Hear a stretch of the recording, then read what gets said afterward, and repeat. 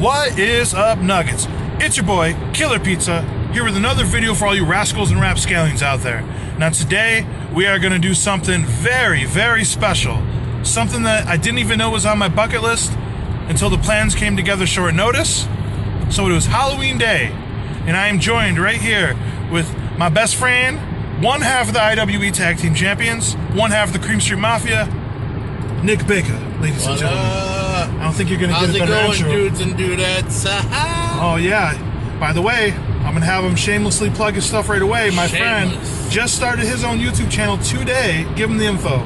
Give him the info. All right. It's Retro Soup. Basically, what I'm doing is revisiting all our childhood favorites, movies, TV, music, all that, and just kind of, experiencing it again with you guys. So whether you want to sip it or slurp it, just enjoy the soup, baby. Exactly. And yeah, this, like I said, one of my best friends, my tag partner, very creative guy. He just put up his first video today. I'll leave a link in the description to his channel. You've seen him in the cruise control videos before. I think I'm gonna do some collabs on his channel, and I mean, we're collabing right now, so be sure to subscribe to his shit. But on to the business at hand. Today, we are going to see John Carpenter's 1978, right? 1978, I believe? Halloween, the original. It's a little outside of my retro scope. Usually, I'm going to say within like the 80s, 90s, 2000s, but hey, 78's close enough. It's a classic. It's a cult classic. I mean, when you think Halloween, obviously you think Halloween, Mike Myers, so this is going to be great. Yeah, exactly. This is kind of like a bucket list thing I never knew I wanted, because I never thought seeing a movie from 1978 would be possible, but just to hear John Carpenter's score in the theater, everything, it's going to be fucking amazing. So, yeah, stay tuned. We'll be back. I'll be back.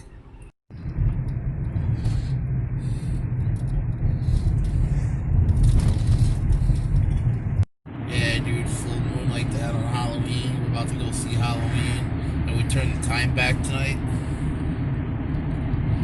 We're turning the time back, what, to 1999? No, just damn! Yeah, that moon's pretty tight. Look at that. Ooh, Halloween.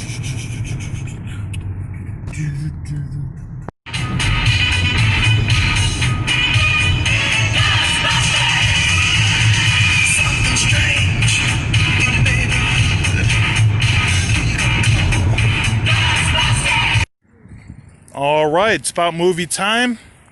We got about, what, an hour before the show? Something like that. So we may or may not be sneaking candy in illegally. Don't tell the police. We don't want to get arrested on Halloween night, but we are going into the Walmart. We're going to grab some candy, some drinks. Some what? Wally Wally World.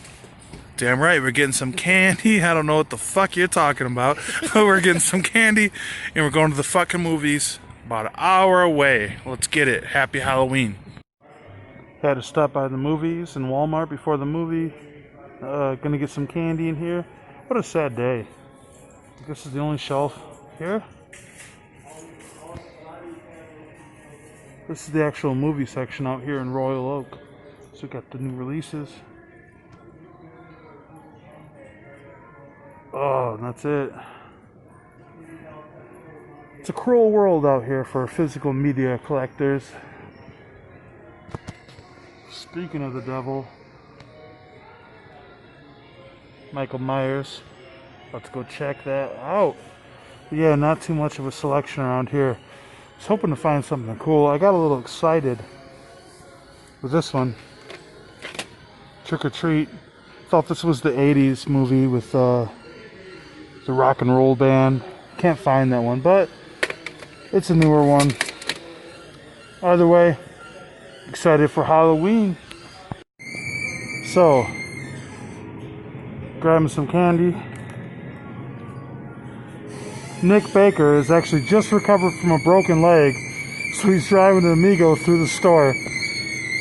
And he picked the most obnoxious Amigo in human history. Here's the movie theater. We are late as normal. We don't mean it, everyone, if we're ever late to a function. It's an accident. You pumped? It's definitely a slight. We hate you, and we're late on purpose.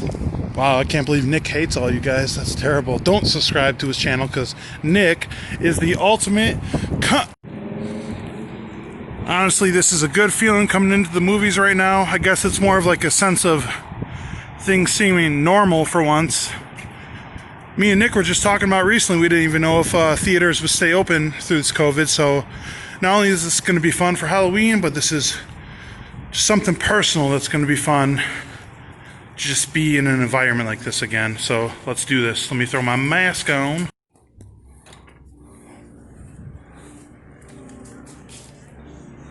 The movies. So nice to be here. Let's get Nick's PIN number. You have my ticket? No. Ooh. It's so strange to be in a place like this. Pretty nice theater.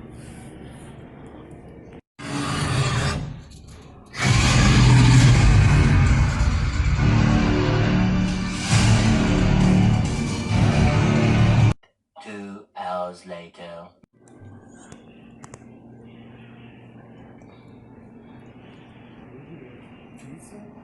We could have gotten pizza. Damn. The big kahuna. The big kahuna, that's what Nick's mama calls me. I'll leave that out, I promise. Notice this decor up here. Look at that. Indiana Footloose, Indiana Jones, Batman, Ghostbusters, Uncle Buck, Lethal Weapon. What's that Tom Hanks movie?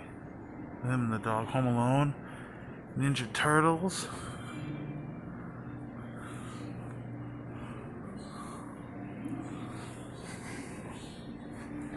That's cool, man. Yeah, real cool. Like the detail there, little shit like that. Yeah, this was kind of weird, but nice to be out here. Shit seems a little more normal. Beerhead. I've been to this fucking bar. 0 stars. They tried to set us down out here with silverware years and years ago. Hipster bar. Yeah, they're like, what would you like to eat? We're like, we were here to drink pitchers of beer. Anyways, first of all, before we dissect the movie itself, what did you think about going to the movies again?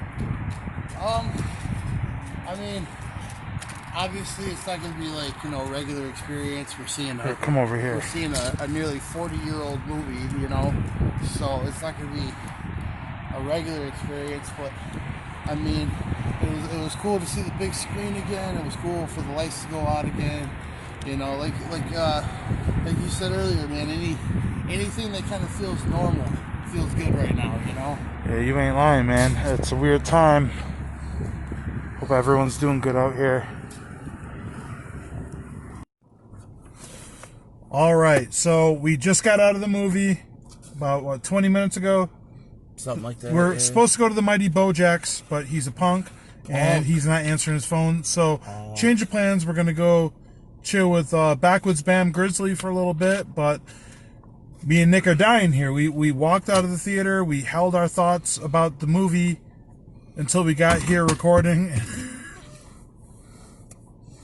So I just dropped my phone. It's cool. Subscribe to his channel, Retro Soup. Retro Soup. Yeah. But I want to ask your opinion first. I know they're a little older, or I can give mine first if you want. No, it's cool. Okay, because you're not as into the horror flicks, but so I want to hear what you think. Again, that's another one that I haven't watched that one in years, dude. Like, I was a teenager last time I seen Halloween, and to be honest, there's a lot of things I don't remember, like watching that back, and you know, just the way the cameras were angled and things like that, and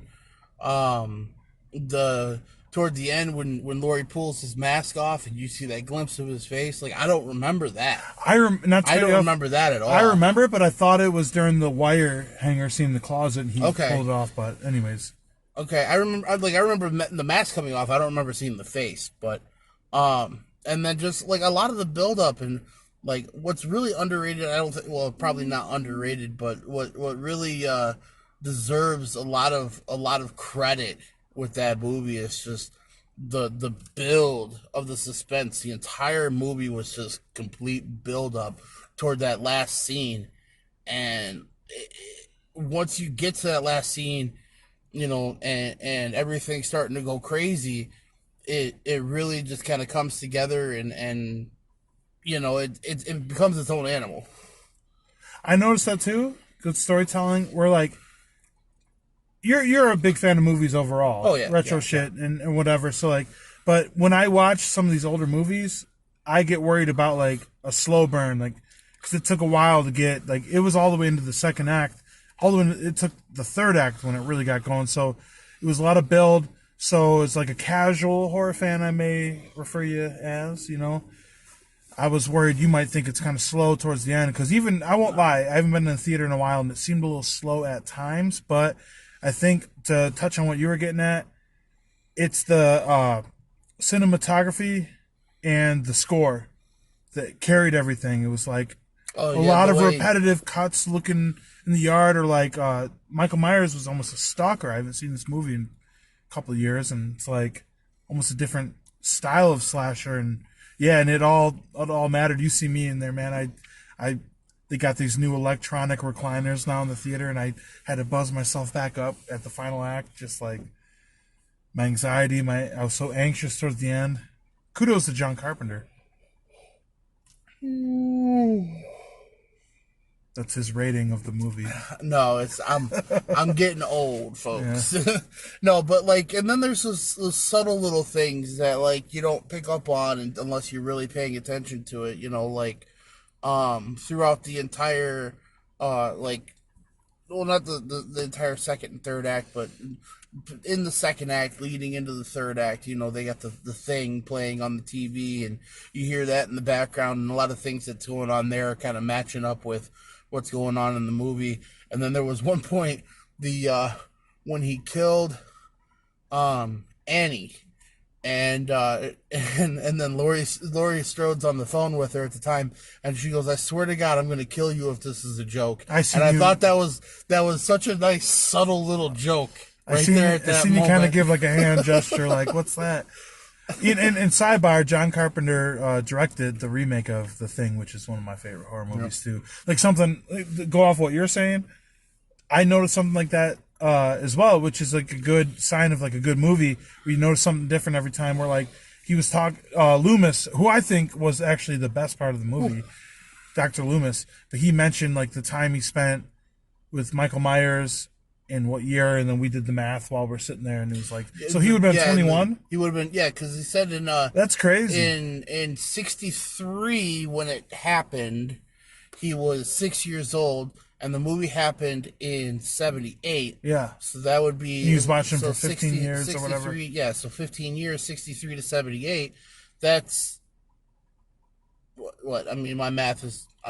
Around the early 20s. He should be 21 at that point, and then. In the credits, like you pointed out, it says 23-year-old Michael. Yeah, same could be said about like Jason Voorhees, but the story isn't full there, so he could have been spending 10 years in the woods for all you know. Which interesting enough, if Michael was 21 or 23 in 1978, then in 2018 when the reboot came out, which is supposed to be the sequel. Michael would have been in his 60s. Yeah, they follow that. You can see in the remake he has gray hair, just like a strong motherfucker. Yeah, absolutely. But yeah, man, like it was kind of cool looking back at something that I haven't seen again in probably 20 years. I was probably 13, 14, something like that. So what would you rate this movie? And what, overall grade, your dislikes, likes, and what you would consider it on whichever type of scale you want to do. I mean, it's a classic, dude. And like I said, when you think of the holiday Halloween, you think of Halloween, the movie. You think of Michael Myers, you know. The imagery of the jack-o'-lanterns, the fact that the movie couldn't happen without the holiday of Halloween. You know, because when it comes right down to it, you got a guy walking around your city wearing a mask, stalking schools and houses and things like that. Like, when can somebody get away with walking around in public with a mask, other than obviously what's going on right now? But, you know, like Halloween. That's the only time something like that could possibly happen. So 5 butcher knives. You can give it a rating. I'll give it 4.5 stabbies. Fair enough. I seen a movie earlier. I wanted to like rate half with something and a half. I'm like, is that too particular? I was like, no, because it's not quite a 4. But you know, yeah. My only critique was it felt a little slow at times. I mean, it would have been different if I was at home watching it. You know, I feel that way with a lot of movies in movie theaters because you're not necessarily as comfortable as you would be at home watching a movie. But you're not like in control. You know, yeah. What I mean? Like you can pause a movie and, you know, go grab a snack. An animal just went running by, so we're distracted. Yeah, there's a cat just ran by. I think, you know, it doesn't have the gore that I would like. It doesn't have as many relatable and fun characters as I'd like, and as much comedy as I would like, which is my top 3 ratings deals I add in when I think of like horror movies, how I rate them. But at the same time, it's just a 5 out of 5 because, I mean, John Carpenter is considered a legend, the legend that he is for no reason.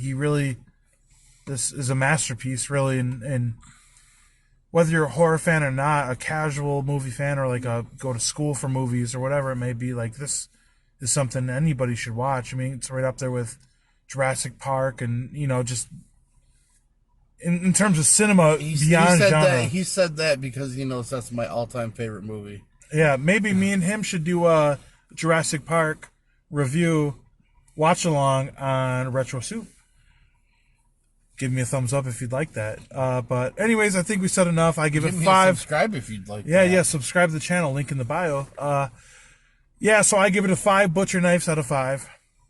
Michael Myers killed it. I hate you. I know. I hate myself. I hate you so all right. So we're gonna go to Backwood Bam Grizzlies, right?